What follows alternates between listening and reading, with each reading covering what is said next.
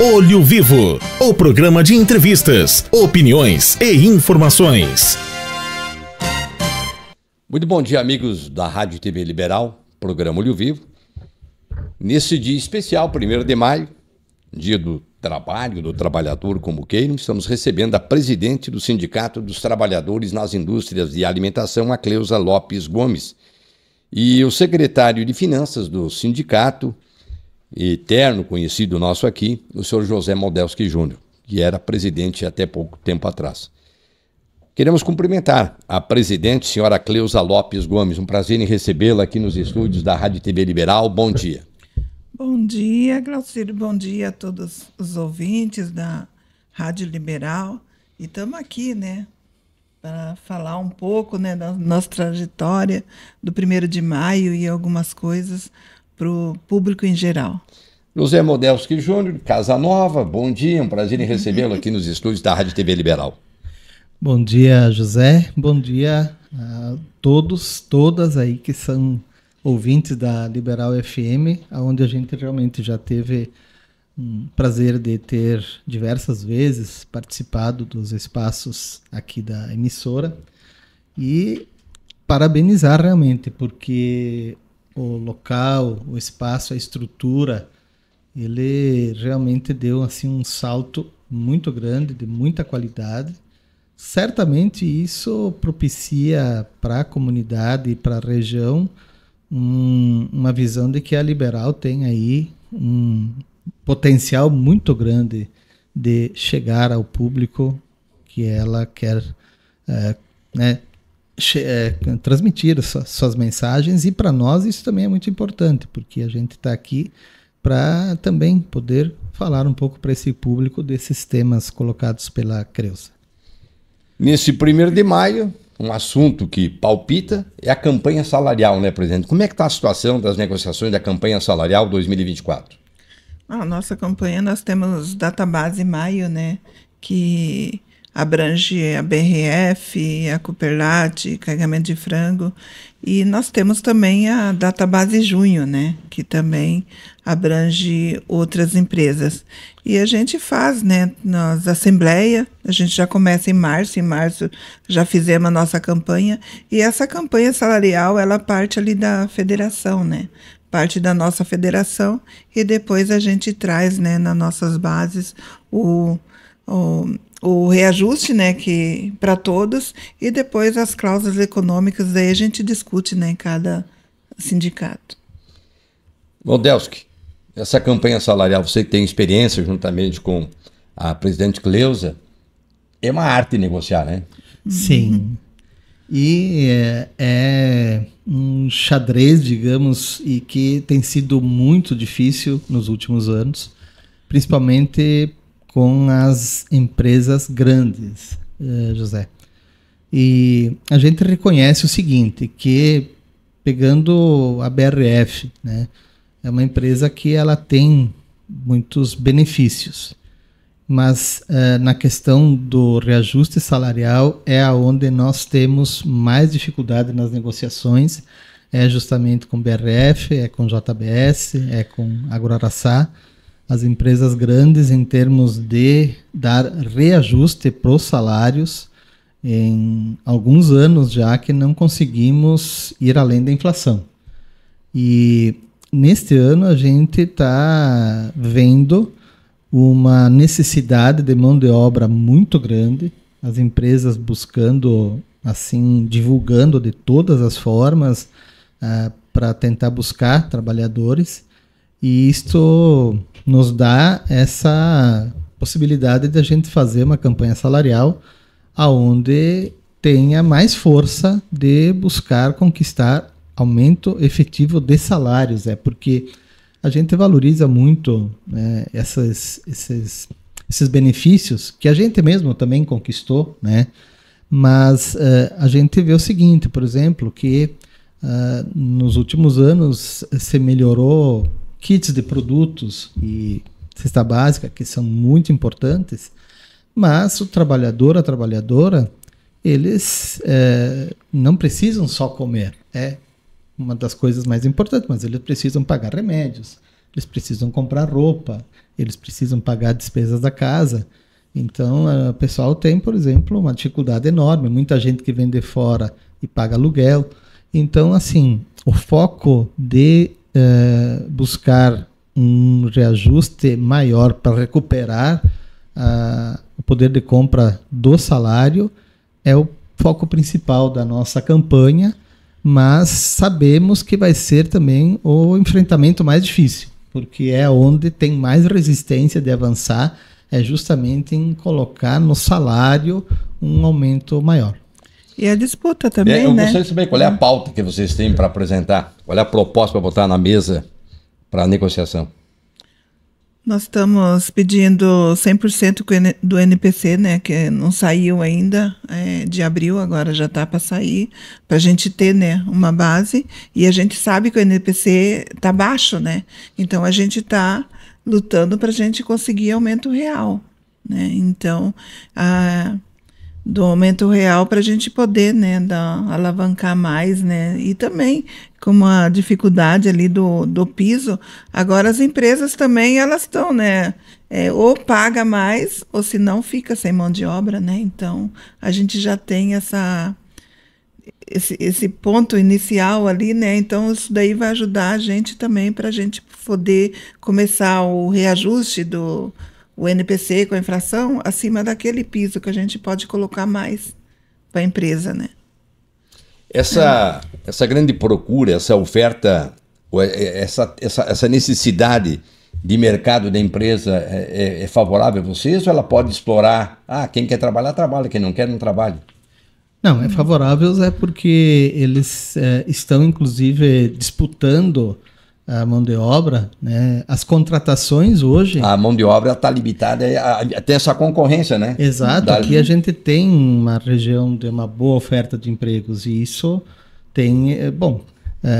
a gente está vendo o crescimento de contratações de venezuelanos, de pessoas que vêm do Nordeste, e algumas vezes dá problema. A gente viu, né, no ano passado essa questão... Essa concorrência é desleal? Uhum.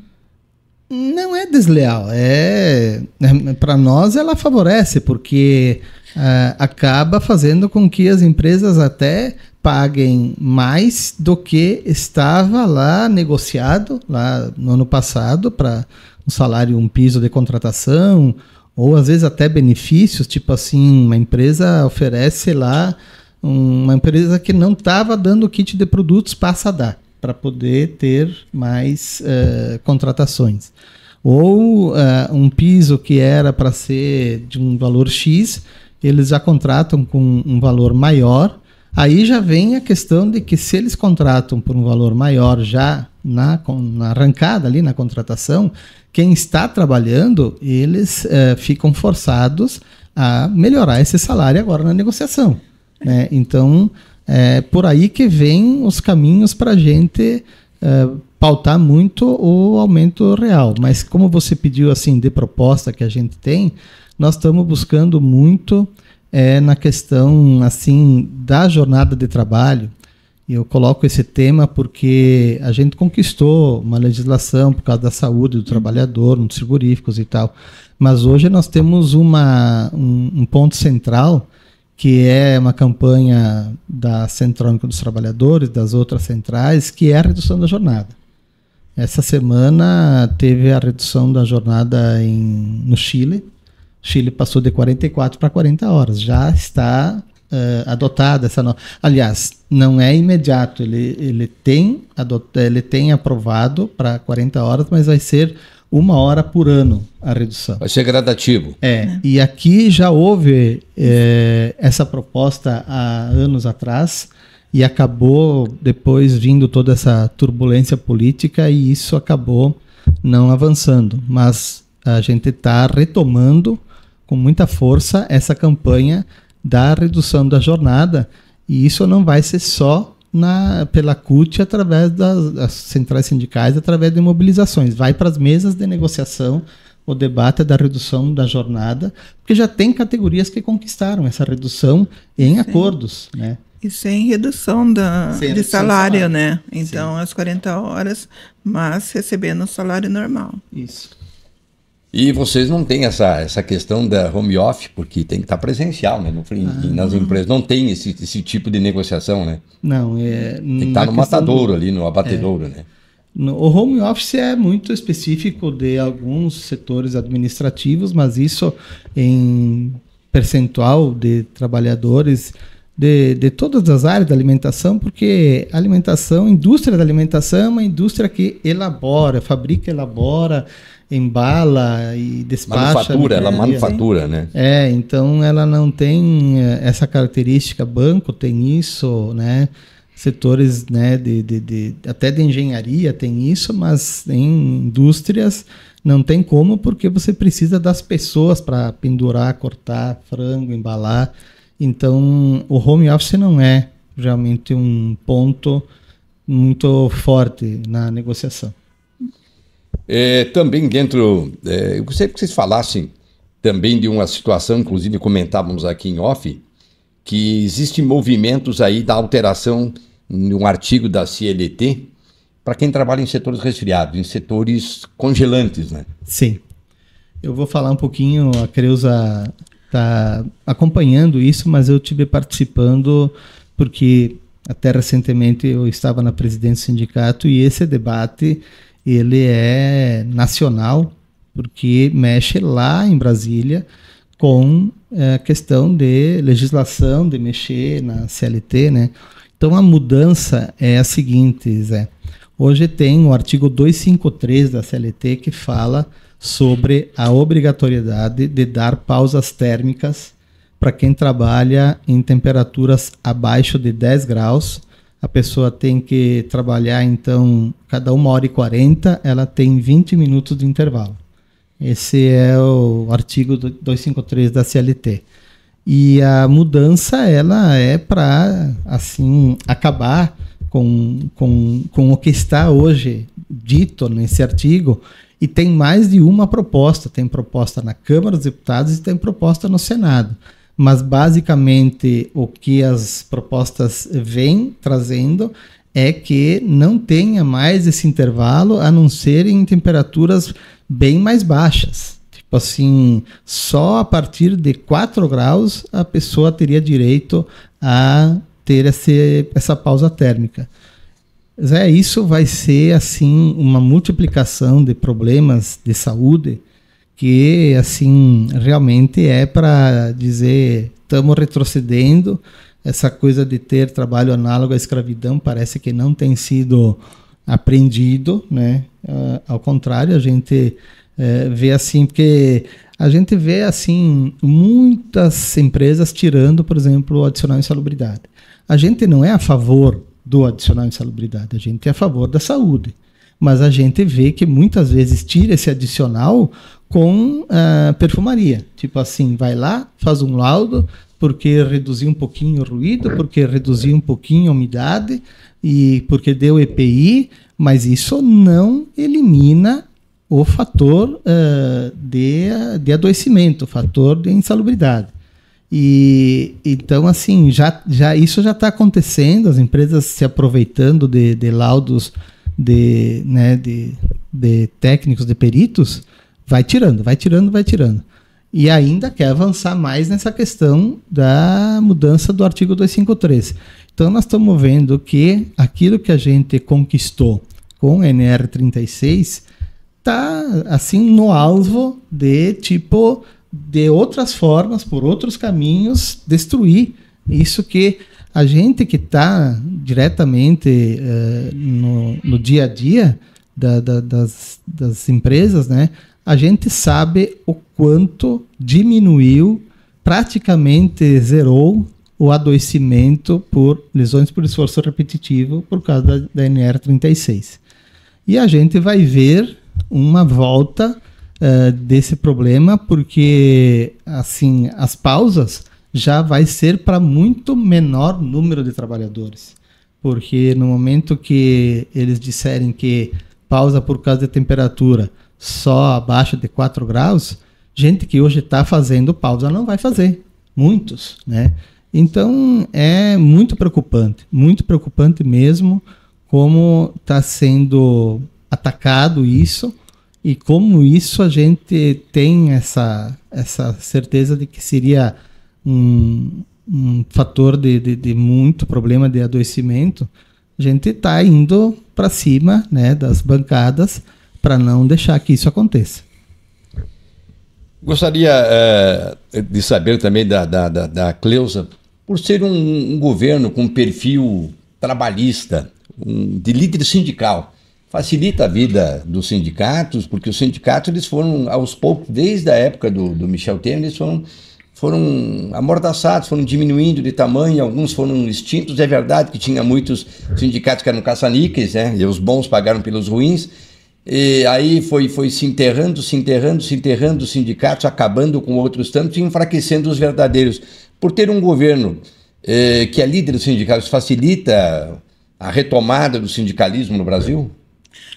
Olha, não é porque nós temos, né, no governo, né, que nós não podemos fazer as nossas ações também, né? Porque na realidade nós temos que ir para cima. Que nem o Lu falava, tem que ir para a rua, tem que ir por causa dos direitos, né? Então, desde 2017, que muitos dos nossos direitos foram tirados, a gente está ali com as nossas negociações, né, brigando para manter o que a gente já tinha para não perder os direitos. Mas a vida é assim, a gente tem que estar sempre ali atrás. Sempre atento, né, sempre na briga. Sempre atento, por isso que a gente tem a nossa CONTAC, que é a nossa confederação, que é de nível nacional, que está sempre ali, né, em Brasília, porque as retiradas, né, querem tirar mesmo, né, dos direitos, aí a gente tem que estar ali. Por isso que nós temos nossos acordos coletivos, né, que é a nossa Bíblia, que a gente fala para o trabalhador que é a nossa Bíblia, que mantém os nossos direitos, que a empresa tem que tudo que está ali, a empresa tem que implementar, né, para o trabalhador, que é a nossa segurança. Zé, eu queria complementar um pouquinho dizendo que se elegeu um governo mais progressista. Isso foi importante porque o que estava antes era uma rasa quarteirão de acabar com políticas públicas, de atacar a educação, atacar a cultura, saúde. O caminho da saúde era a privatização, como foi a intensificação da privatização, era um dos pontos fortes do governo passado.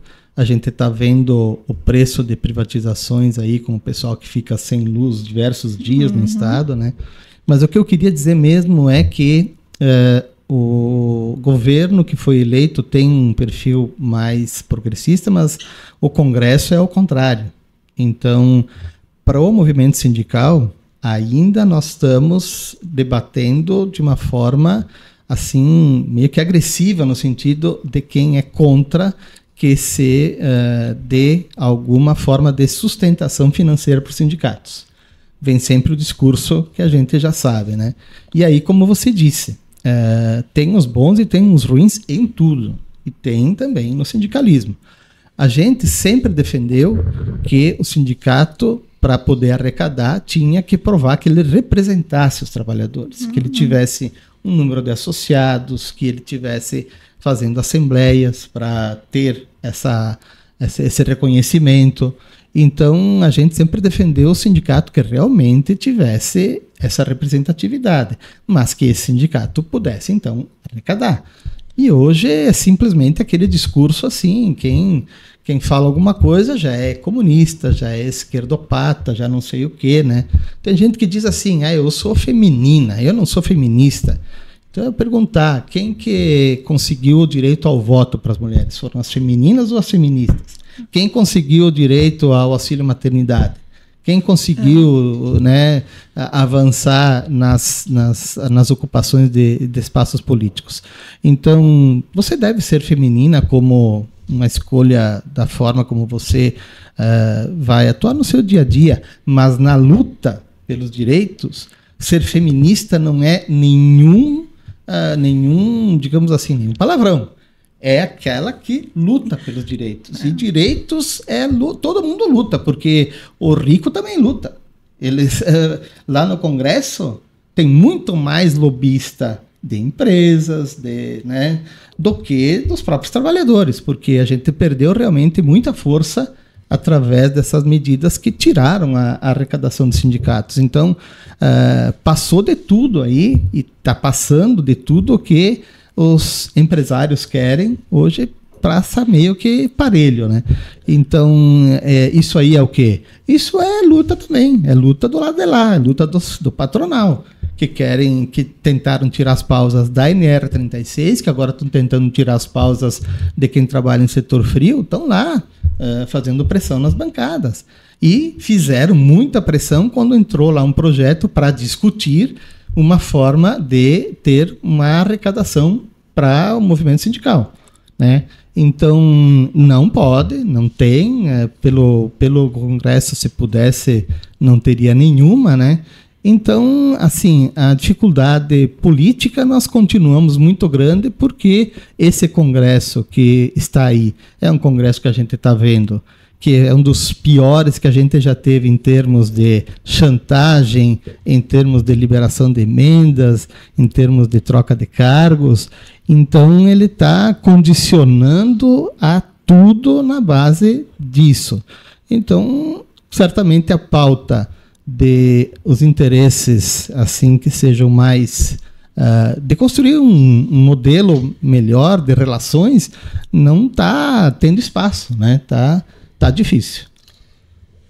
Presidenta Cleusa, 1º de maio, é comemoração, reflexão? 1º de maio nós sempre colocamos, né, os trabalhadores, a gente sempre faz um trabalho também com os trabalhadores, que 1º de maio é um dia de reflexão pela luta, né? A gente sempre está falando, né, de direitos, né, conquistados. E entre essas lutas, a campanha salarial que vocês já estão discutindo, né? Tudo. Então, isso dali vem... Às vezes o trabalhador fala, vou entrar naquela empresa porque tem um auxílio escolar, tem um quinquênio, tem um kit. Isso dali é da luta. Então, muitos que já foram conquistados ao 13º. O 13º foi uma luta que foi desses trabalhadores, né, que morreram, né, foi 11, né, que morreram no mártir, que a gente fala que é o mártir de Chicago. Eles defendiam a classe trabalhadora para que pudesse trabalhar com igualdade, né, por mais, fazia o lucro da empresa, então que o trabalhador também, que eles tivessem uma vida decente. Então, o 13º foi uma conquista da luta do mártir de Chicago. E também 1/3 de férias que a gente conquistou também foi de luta. Então, tudo que vem nos acordos coletivos são lutas, né, que a gente traz para os trabalhadores, que a gente não consegue esse ano, mas a gente vai tentando, né? Então, é da luta que a gente conquista, né? Para o trabalhador é bom, né? Olha as pausas, né, que estão querendo tirar ali. Então, o que a gente está fazendo? A gente faz todo aquele trabalho, né, para que não tire, que ajuda também a saúde, né, do trabalhador. A gente tem que discutir, além do salário, né, condições de trabalho, a gente tem que discutir saúde, porque do mesmo jeito que o trabalhador vai trabalhar, ele tem que voltar para casa. E NR foi um ponto crucial para a nossa luta, que demorou mais de 15 anos, né, que é as pausas, que ficam 2 de 15 de manhã, 2 de 15 de tarde, que o trabalhador, ele ganha. Ele está ganhando essa hora para ficar parado, que é para ajudar também na saúde. Então, são lutas que a gente tem que estar, né? Tudo que a gente conquistou, a gente não pode perder.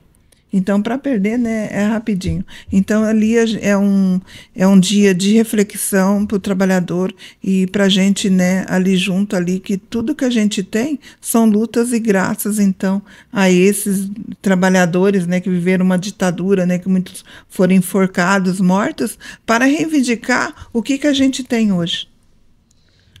José Modelski Júnior, fazendo a mesma pergunta. Sim. 1º de maio, importância do 1º de maio. Assim, o movimento sindical, ele tem, no 1º de maio, uma síntese, né, do que é o movimento sindical ao longo da história.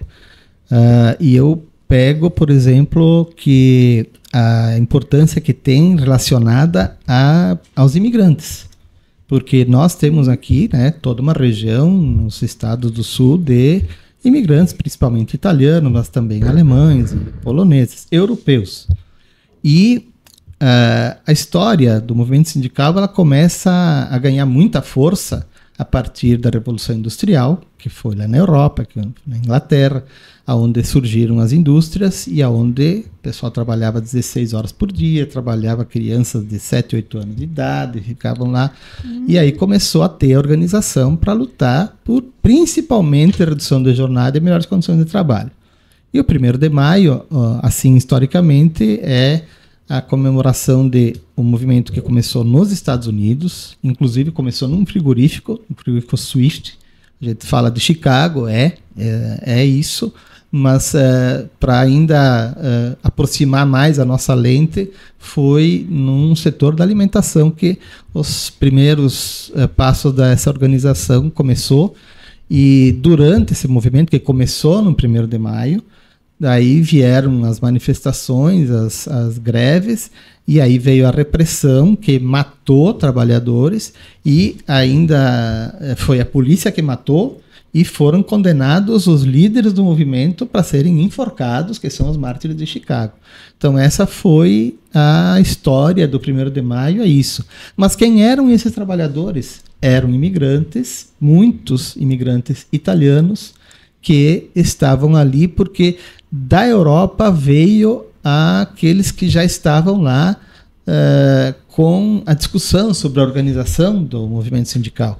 Então, no Brasil, nos Estados Unidos, essa característica foi a marcante de os movimentos que começaram a construir o sindicalismo. Vamos pegar no Brasil, foi dos imigrantes, né, que trouxeram para cá propostas que já estavam lá sendo colocadas na organização da luta dos trabalhadores. Então, por que São Paulo é o principal centro, digamos assim, onde aconteceram as grandes greves lá na década de 70, de 80, que surgiu o Sindicato dos Metalúrgicos do ABC, surgiu a fundação da CUT e tal, porque era o estado onde estavam as grandes indústrias. O Brasil demorou muito para começar a se industrializar, foi muito depois dos outros, e eu vou colocar um aspecto nesse sentido.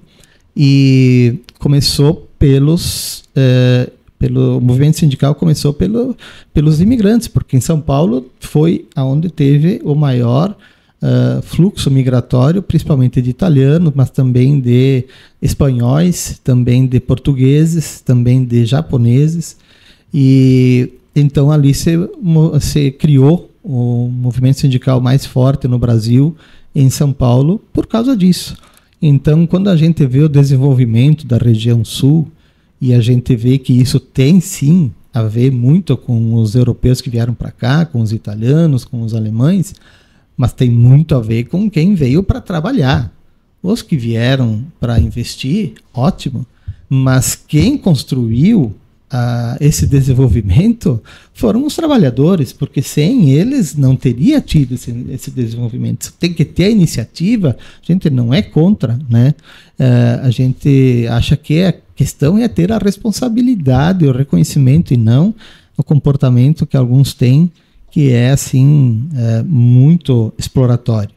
E eu queria citar, Zé, um aspecto que também a gente tem hoje muito forte aqui no Brasil. A gente fala muito do agro. E foi um período agora recente onde esse agro teve assim liberação de usar agrotóxico como nunca na vida, né? E então hoje tem aí uma polarização onde o agro meio que direciona para esse aspecto de que, né, o agro está contra, digamos, muito contra a linha do governo, que vai muito na preservação. E aí a gente ouve discurso assim, o Brasil está, tipo assim, os europeus querem que o Brasil preserve aquilo que eles não preservam. Se não tiver uma preservação, seja de quem é exemplo, de quem não é exemplo, nós estamos vendo quem está pagando o preço. A população, a sociedade como um todo, aqueles que morreram em enchentes, né? A gente está vendo o tempo como está totalmente diferente, a condição do meio ambiente que está se degradando. Se não houver um passo atrás nesse sentido, ou um passo à frente de avançar em preservar. E aí essa questão eu chamo a atenção para que o Brasil ele não fez uma reforma agrária enquanto os Estados Unidos fez, países da Europa fizeram. E o Brasil, ele foi proibido por quem estava lá atrás, ainda no Império, foi proibido de fazer qualquer tipo de reforma agrária, porque se criou lei para dizer que aqui no Brasil não podia ter uma distribuição de terras. Terra aqui só para quem comprasse.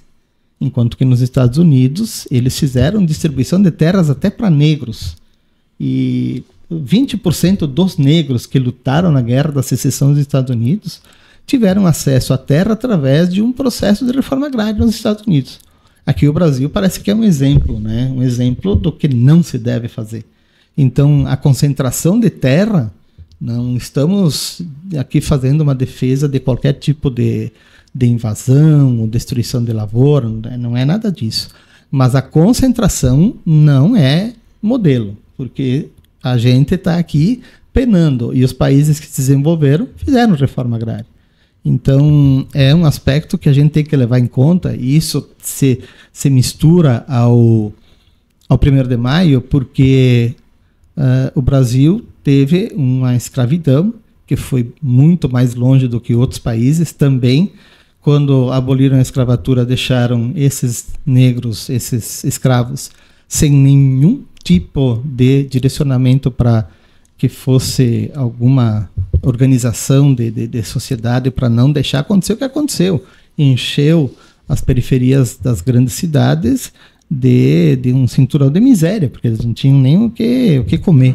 Então, esses aspectos, eles estão também dentro dessa nossa sociedade que hoje está aí, tem esses aspectos históricos, e que se a gente não reconhecer isso e não fizer mudanças, a gente vai ter sempre esse problema, que uma das grandes marcas do problema do Brasil é as grandes diferenças sociais. Então, por aqui eu já estou me estendendo muito, né? Eu acho que a gente tem o grande desafio é de diminuir as diferenças sociais dando oportunidades. Não quer dizer que tenha que dar de mão beijada, porque a gente também vê muita gente que faz esse discurso simplesmente contra, né, de políticas sociais. A igualdade de oportunidades é a grande questão, porque quando você vai dizer que no Brasil você tem cara que não gosta de trabalhar, eu pergunto se tem igualdade de oportunidades, minimamente. Não tem.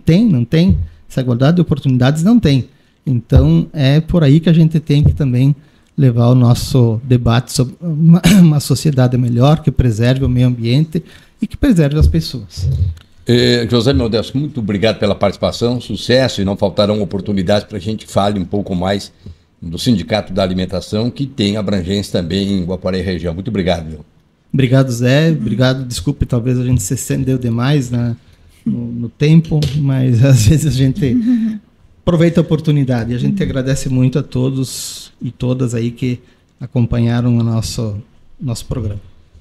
Presidenta Cleusa Lopes Gomes, foi um prazer nessa conversa, e volte sempre. Será sempre nossa convidada aqui nos estúdios da Rádio TV Liberal. Muito obrigada, Claucir. Muito obrigada pela oportunidade. É a primeira vez que eu venho aqui. Gostei muito, né? Só que o meu colega, né, ele, com a experiência que ele tem, né, às vezes até a gente fica, né, meio boca aberta ainda, né? Então, de ver de tudo a história do movimento sindical. Mas muito obrigada por essa oportunidade. Bem, muito obrigado. Falamos aqui com José Modelski Júnior, tesoureiro do sindicato, e a presidenta Cleusa Lopes Gomes, do Sindicato dos Trabalhadores na Alimentação de Serafina, Correia e Região. Olho Vivo, o programa de entrevistas, opiniões e informações.